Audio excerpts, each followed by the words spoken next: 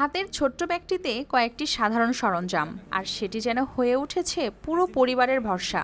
বয়স তার ছুঁয়েছে প্রায় ৬০, শরীরেও পান না আগের মতো শক্তি। তবুও নেই থামার সুযোগ, কারণ ৭টি মুখ আজও তাকিয়ে থাকে তার দিকে। ফলে ৩৬ বছর ধরে অন্যের কান পরিষ্কার করেই জীবনের চাকা ঘুরিয়ে চলেছেন কবির হোসেন।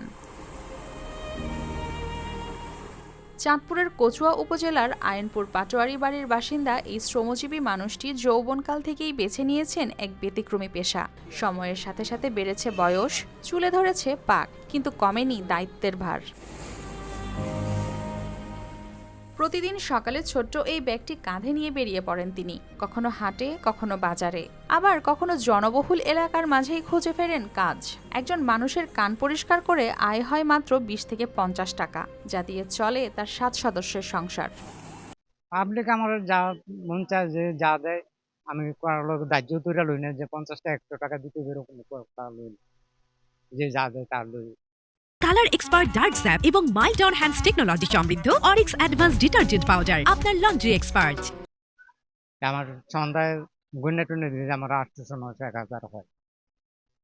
আল্লাহ চালায়, আমি চালানোর ক্ষমতা নাই। পরিবারে আমরা আর 7 জন, এখন ছেলেরা 2 জন আছে, মেয়ে 1 জন আছে।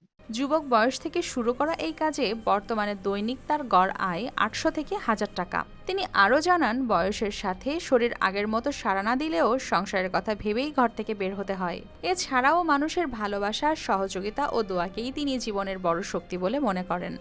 আমার লেখাপড়া খরচ কেউ চালানো ছিল না, আমি আরো পড়ালেখা করতাম, পারিনি। ভবিষ্যতে আল্লাহ বাঁচালে ওনার মরণ চিন্তা আর কি, যতদিন বাচ্চাতে এটাই করতে হইব। স্থানীয়দের মতে একজন সৎ ও পরিশ্রমী মানুষ তিনি। নিজের ঘাম ঝরিয়ে মাথা উঁচু করে পরিবারকে টিকিয়ে রেখেছেন, যা অনেকের কাছেই হয়ে উঠেছে অনুপ্রেরণার গল্প। আমরা কান পরিষ্কার করছি ওনারাতে, উনি বিভিন্ন জায়গায় যায়, পরে ৩৫-৩৬ বছর তা লাগি উনি মানুষের বাড়ি বাড়ি যায়, কাজ করে, মোটামুটি ভালো। আমরাও পরিষ্কার করছি, মোটামুটি ভালো। আর উনি যতদিন স্বাস্থ্য সুস্থ থাকে এই পেশাটি চালায় যেতে পারে, আর আমরা সবাই ওনারে সহযোগিতা করব।